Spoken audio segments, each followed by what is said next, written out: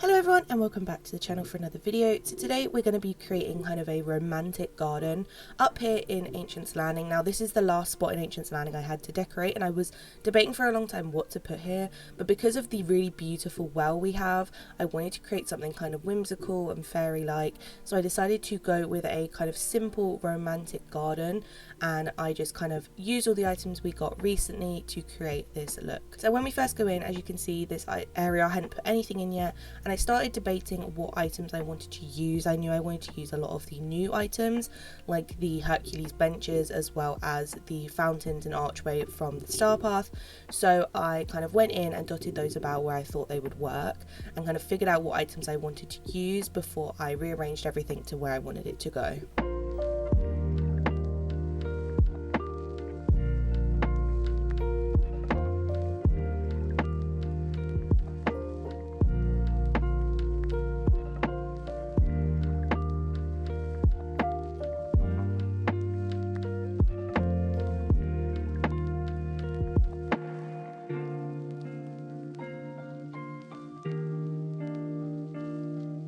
So once I'd kind of placed out all the items, I started figuring out where I wanted them to go. Now I wanted it to have kind of two core areas. I wanted there to be an area which included the Beauty and the Beast dining table, just because it's such a nice item to use up here. And I also wanted to use the gazebo to create like a picnic blanket area. I do have something similar to this for Belle and Beast build in my main valley, so I knew it would work really well in here, but I kind of added some trellis behind and some cherry blossom trees just to give it a more romantic and whimsical look up here. And I kind of, for the dining table, I wanted to create this kind of little set with the archways and kind of enclose it in, so it felt really kind of romantic and kind of private, and adding trees around it also kind of added to that look as well. So that was kind of my thought behind that, but I knew keeping these two core areas would kind of really fit the romantic theme I was going for.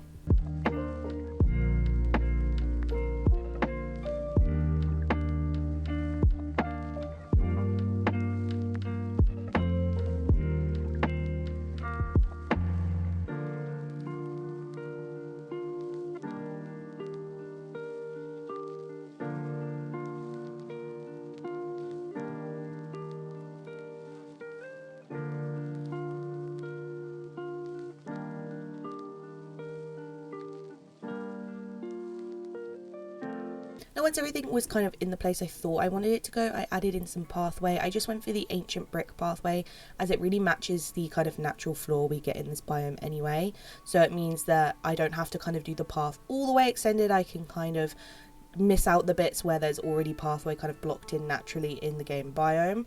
So I went in and kind of just added that around to create this kind of nice weaving pathway through the biome. I didn't want it to be too built up. I wanted it to feel very, very natural in here. So I kind of weaved it around just to kind of hit the entrances and exits, because there's quite a few in this tiny area. There's like 3 different entrances and exits, 2 different biomes. Actually, I think there's 4. So I knew that I was kind of have to lead the pathway to fit all those different areas.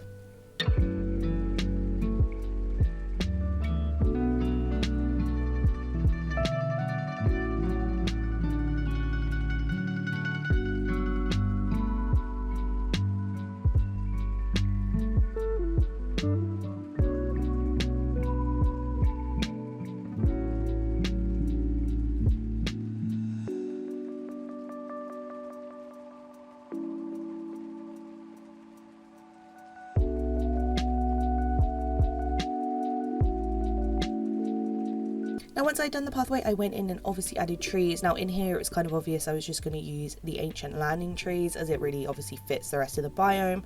The rest of the builds in this area I've kind of continued the Ancient Landing trees all throughout, because I think they are probably my favourite trees in the whole game. I think they are so beautiful, they work so well. I love the floral ones.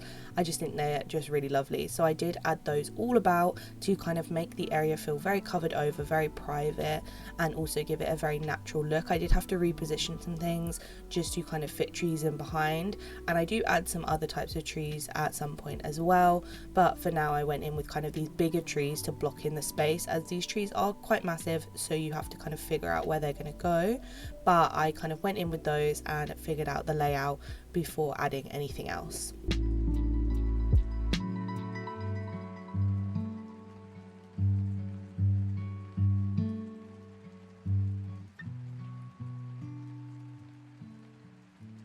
Now, to add to the covered look, I added in some oak trees in between these other ancient trees in these areas that are a bit harder to put ancient trees because the base of them is so big, the footprint of them, it means that you can't always fit them in small places.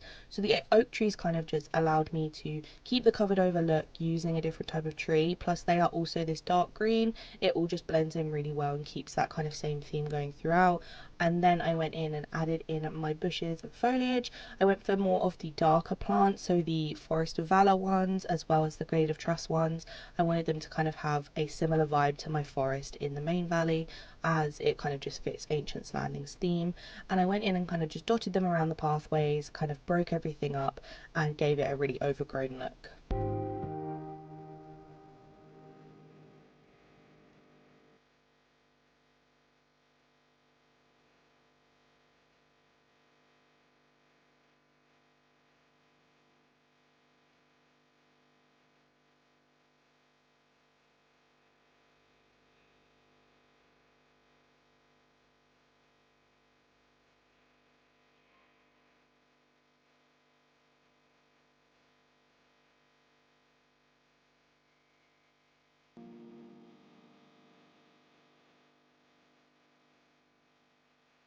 Now in this build I didn't use too much from Eternity Isle. Obviously it is based here and there were a couple of items like the lamppost and some of the foliage that I used that were from Eternity Isle.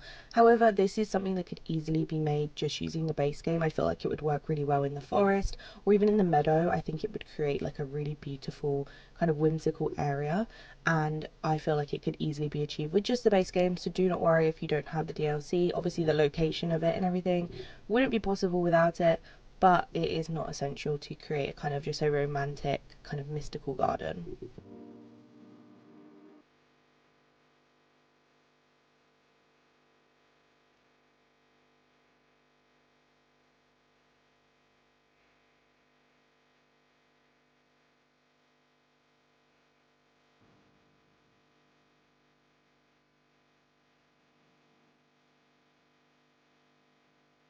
For lighting, I went in and added lots of melted candles around the build. If you know me, that's not a surprise to anyone, but I kind of dotted them in between all the foliage and in all these kind of smaller overgrown areas just to create a bit of a kind of mystical light between the bushes that kind of remind me of like a fairy vibe.